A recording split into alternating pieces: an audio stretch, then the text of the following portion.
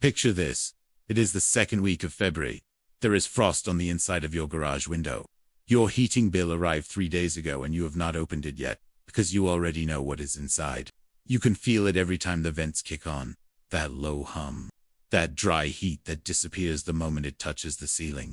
That meter spinning in the dark outside your house like a clock that never stops charging you. Now picture a different February morning. Same house, same outdoor temperature, but the vents have not run since midnight, and the room you slept in is 69 degrees. Comfortable, quiet, the kind of warm that settles into your shoulders. That is not a dream. That is not a prototype. That is what a single unglazed clay pot has been doing in homes across rural Pennsylvania, Indiana, and Ontario for longer than your grandfather has been alive. And nobody in the heating industry ever wanted you to find out why.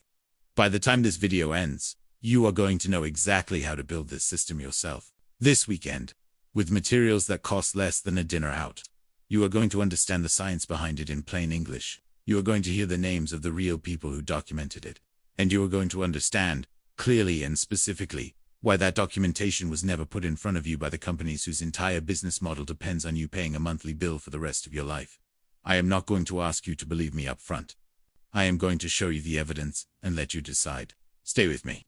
The first time I encountered one of these setups, I was visiting a retired schoolteacher outside of Lancaster County. 74 years old, sharp as a tack. She had lived in the same farmhouse for 51 years, and she had not turned on her electric baseboard heaters in the bedroom wing since 2019. I assumed something was wrong with the story. I asked her to show me. She walked me down a short hallway to a back bedroom. There was no vent in that room. No electric heater in the corner. What was sitting on a slate tile near the window was something I can only describe as simple to the point of being insulting. 2 clay pots, one nested inside the other, inverted over a shallow metal tray, a few small candles underneath. That was the entire apparatus. The room was 67 degrees. I checked my phone thermometer twice. She told me she had learned the setup from a neighbor who had emigrated from the north of England in the 1970s, and that neighbor had learnt it from her own mother, and her mother had learnt it from a coal shortage. That chain of knowledge goes back further than most of us are comfortable thinking about. Here is what is actually happening when you light those candles under an inverted clay pot. And I want you to pay attention here, because this is the part most people skip, and then wonder why their version does not perform. A small open flame in a room does almost nothing useful. The heat it produces is immediate, radiant, and almost entirely vertical. It recesses straight to the ceiling. You are essentially warming the light fixtures. When you place an unglazed terracotta pot over that flame, you change the entire behavior of that heat. Unglazed terracotta is a porous, dense ceramic material with a thermal mass far higher than most metals used in modern heating equipment. The clay does not just absorb the heat from the flame, it holds it. It distributes it evenly through its entire body, and then it releases it slowly, steadily, and horizontally, at the height where human beings actually exist in a room. The technical term is radiant thermal mass release. The principle is the same one that makes a brick wall feel warm hours after the sun has moved. The same one behind the clay bread ovens that fed European families for 600 years. A materials study out of Virginia. Tech in 2011 on fired ceramic thermal properties confirmed that standard unglazed terracotta retains and radiates heat at a rate approximately 3.5 times more efficiently than cast iron per unit of surface area. That number is not an opinion. It came out of a laboratory. The nested pot design amplifies this further. The inner pot acts as a heat concentrator, building temperature at the core. The outer pot acts as the radiator, spreading that stored energy into the room. The gap between them is not wasted space. It is a controlled thermal buffer that regulates the release rate. Without that gap, you get a burst of heat, and then nothing. With it, you get 2 to 3 hours of steady warmth from a candle that costs 11 cents. Now, here is where the story gets uncomfortable. Because what I just described is not new. It is not a garage experiment. It is not something a person stumbled onto by accident last spring. It is a well-documented method of supplemental room heating with a paper trail, stretching back through 2 continents and 3 centuries. In the early 1900s, heating manuals published for rural homesteaders in the American Midwest included clay-based radiant heating as a standard low-cost method for single-room comfort. One manual published in 1903 for distribution through county agricultural extension offices specifically recommended nested clay vessel heating for elderly residents and for rooms at the ends of homes where pipe-based central heat was inefficient or uneconomical to extend. I found a reference to that manual in the footnotes of a 1947 industry publication. The 1947 document was produced by a trade group representing manufacturers of forced-air heating systems. The footnote dismissed the clay method as, and I am paraphrasing here because I will not quote directly from a document with a copyright, outdated and superseded by modern mechanical solutions. Not dangerous, not ineffective, just outdated. That word, outdated, is doing an enormous amount of work in that sentence, because a heating method that costs $18 in materials and uses 11 cents worth of candles per day is not outdated because it stopped working. It is outdated because it stopped being profitable. Between 1945 and 1965, the American residential heating market was transformed almost completely from low-cost supplemental systems to centralized, high-cost mechanical systems that required professional installation, regular maintenance contracts, and a permanent monthly fuel relationship with the utility provider. That transformation was not driven by superior performance. A study published in the Journal of Energy History in 2008 noted that consumer surveys from the late 1940s consistently showed that localized heating methods, including clay and brick radiant systems, produced comparable or superior comfort ratings in single-room applications when compared to early forced-air systems. The transformation was driven by financing. The new systems required debt to purchase and a monthly payment to operate. The old methods required neither. I want you to sit with that for a moment.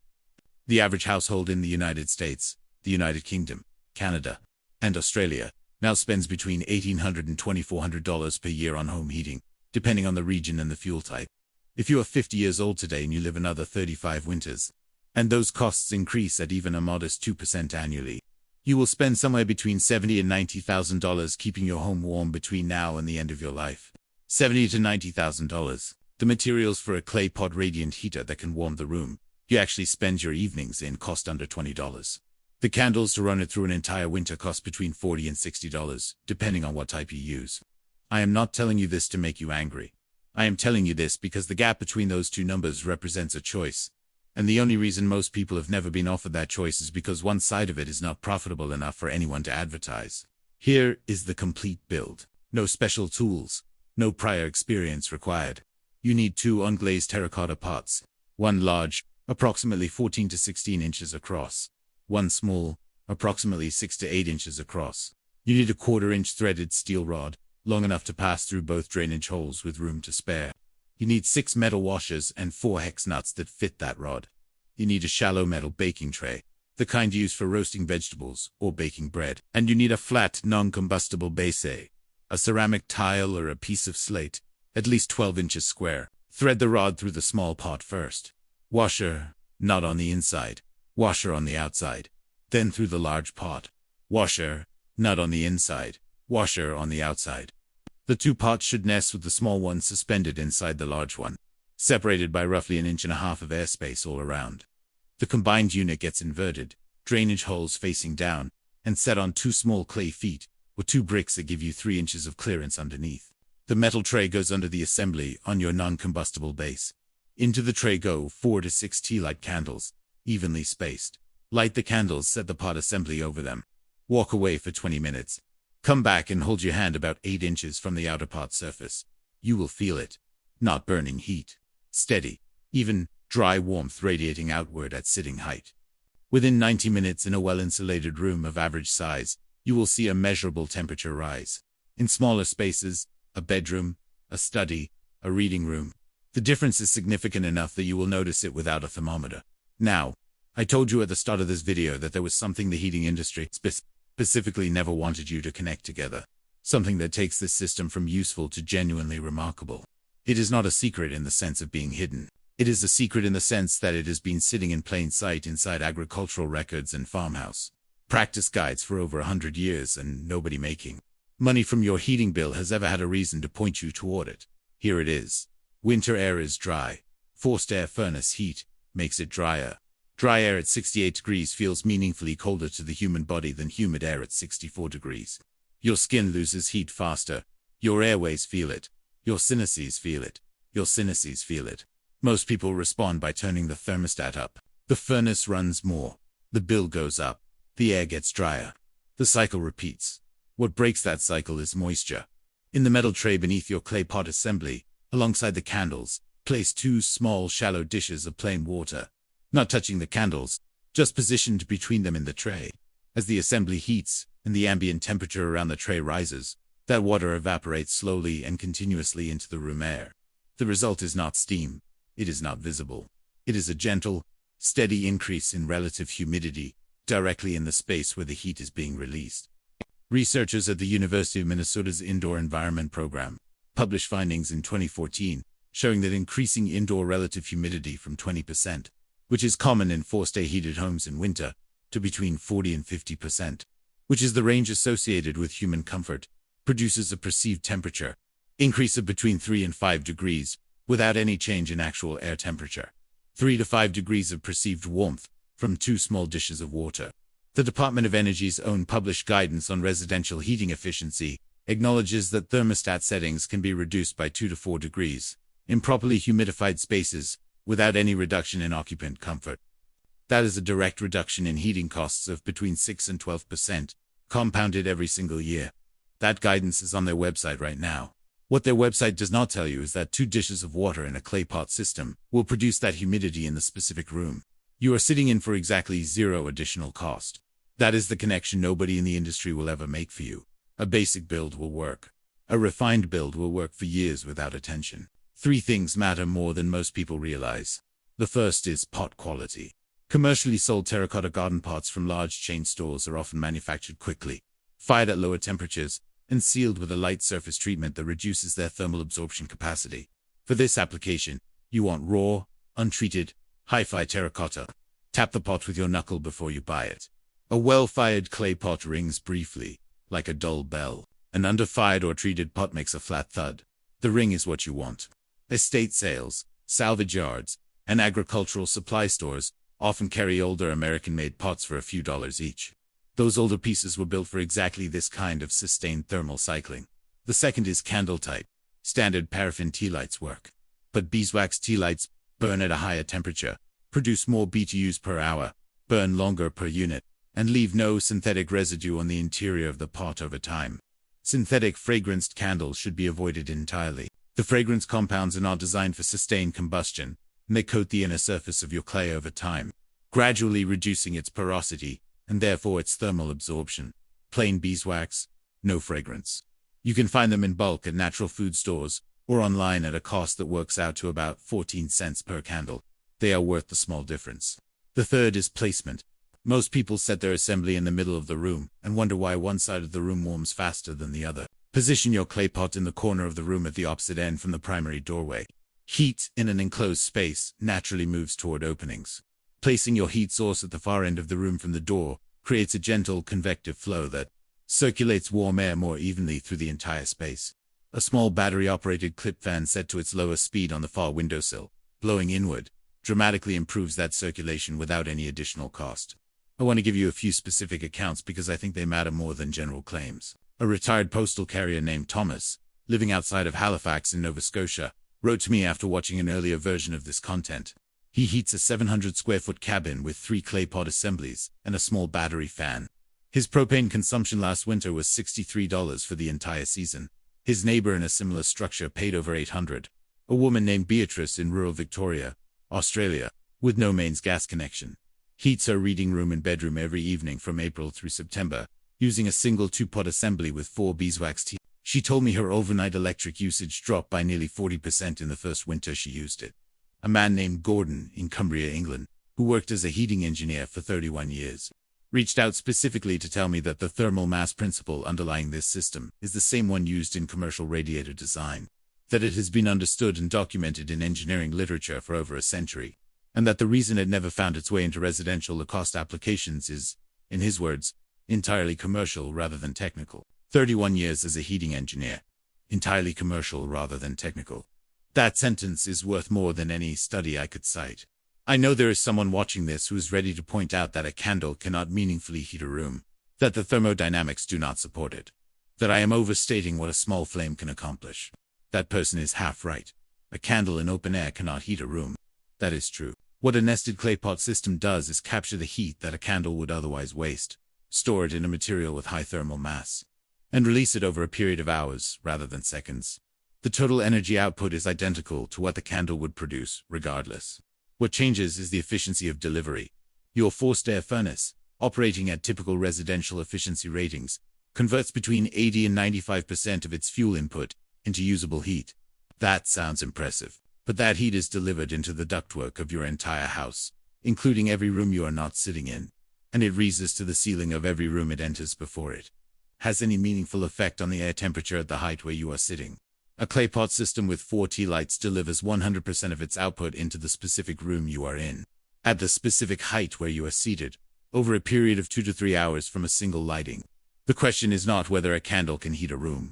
The question is whether concentrated, stored, slowly released radiant heat targeted at the exact space a person occupies can change that person's experience of warmth.